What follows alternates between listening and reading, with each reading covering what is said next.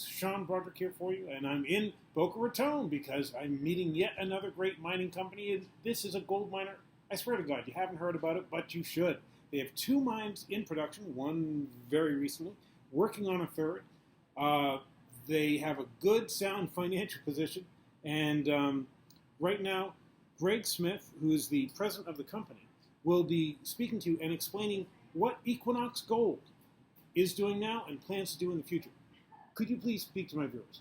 Absolutely. Well, thanks for having me, Sean. Sure. Equinox Gold, we're a relatively new gold company. About 3 years ago, we started putting the pieces together to form Equinox Gold. And from that time, we've gone from a single asset developer to now a multi-asset mid-tier gold producer. Mm-hmm. 2 assets in production now, our Aurizona mine in Brazil and our Mesquite mine in Southern California. And we're about to start construction of our 3rd mine, Castle Mountain mine, also in California. Excellent, excellent. So what kind of things can my subscribers look to happen from your company, say, over the course of the next year? Boy, we have a lot of things happening. Mm-hmm. So, as mentioned, we're just starting construction of our Castle Mountain mine in California.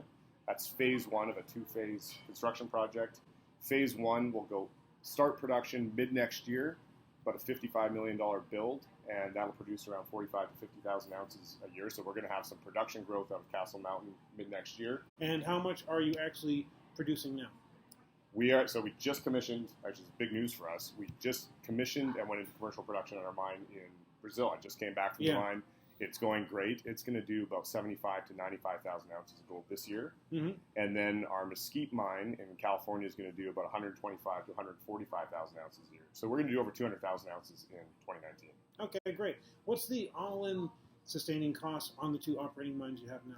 This year it's going to be around 900 to 950. Because you're just ramping up and stuff. Yes. Exactly. And so those should hit their full production sometime next year?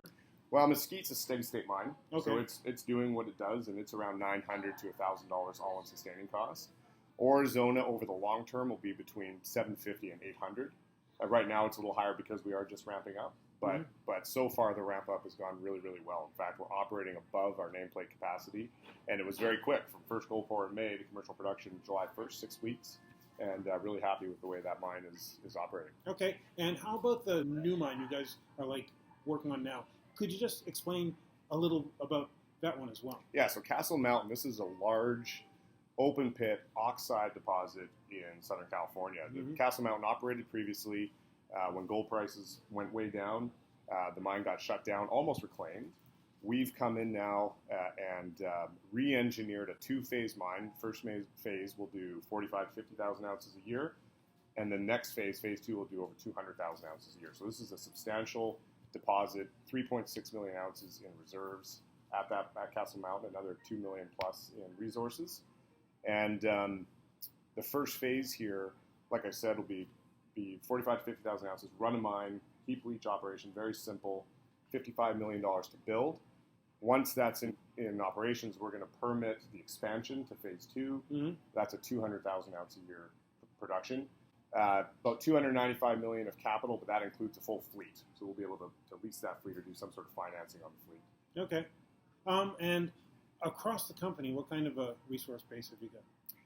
Well, we've got over 5 million ounces in proven and probable reserves, over 8 million ounces in total M&I resources. So we got a very meaningful gold endowment. Yeah, it does. And so that's a lot going on. And you guys just listed on the New York Stock Exchange as well. Yeah, well, that's partly why we're down here in South Florida now. We listed on the NYSE Americas in September, and we wanted to come and do some retail and some institutional marketing here in the U.S. We've had about a 10 times increase in our liquidity over the last couple of years. This will be the next phase of that. And our goal is to get on some of these U.S. indexes, including, for example, the GDXJ, which we believe would be perfect for you guys. Would be perfect. Yeah, we should qualify for that, we hope, February or March next year. All right. Well, I should confess that when I found out about the stock in August, I bought it. So I definitely want to get that out of the way. Now, I could trade out of it, but I'm happy to hold it because this is a great growth story. This is a company that knows how to put a real working package together, and they do it over and over again, and just seem to be bringing more and more mines online. I think that's going to excite interest in the industry. I know that's really got some interest from some large investors as well. Could you maybe tell us about that as well? Yeah, it's interesting because we've built this company through M&A largely over the last 3 years. We don't have a large institutional ownership right now, but we do have some, very successful high net worth mining investors. And that includes Ross Beatty, who's also our chairman, Richard Wark, who's a large shareholder as well, very involved with the company. Lucas Lundin is a large shareholder of the company. So David Lowell, really good people in our share register. And we also have a new, what I would call strategic financial partner, which is the Sovereign Wealth Fund of Abu Dhabi, Mubadala, who made a $130 million investment in the company that we announced in February. That's in convertible notes, and they're here for the long term to continue to help the company grow. So we've got good access to capital, some of the best shareholders you could have in your register, and we've got a plan to leverage that to keep growing this company. We want to be a 1 million ounce producer. We want to do that by 2023. Okay, good. All right. Well, I can tell you that when the heavy hitters in the mining space get interested in a company, it's usually for a good reason, I have found, in my personal experience. And so that's another reason why you want to keep your eye on Equinox Gold. Is there anything else you'd like to add before we go? Well, I think that if you look at where Equinox is trading, we're still trading, like a developer. Yeah, you are. But we've gone in the last year, and really a year ago, we were a developer. But since that time, we acquired the Mesquite mine, we've taken Arizona into commercial production, and we've got our third mine coming online in less than a year from now. So from a developer to a multi-asset producer over the last year, we're not trading that way yet. We're not in any indexes. I think we're going to be in an index. We've got plans to keep growing this company. So I think that if you want to be in gold right now, and gold is looking very strong right now, I think it's going to continue to look strong.